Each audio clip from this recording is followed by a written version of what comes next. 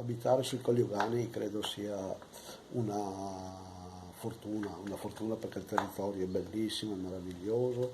ed è bellissimo e meraviglioso fare anche agricoltura e quindi viticoltura sui Colli Euganei. Il territorio dà potenzialità enormi che non sono ancora del tutto sviluppate, quindi mi ritengo un fortunato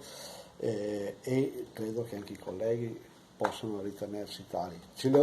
riteniamo ancora più fortunati per il fatto che le avversità atmosferiche che ci sono state negli ultimi giorni ci hanno sfiorato in modo molto marginale, anzi ne approfitto per portare solidarietà a tutti i colleghi, non solo i colleghi che hanno avuto danni a causa appunto del maltempo. Però la riflessione diventa questa,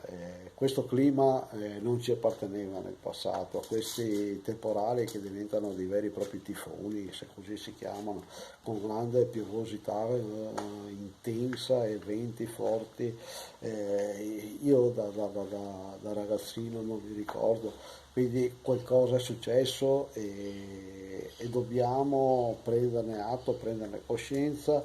e imparare a prendere le contromisure e credo che la prima contromisura che dobbiamo prendere sia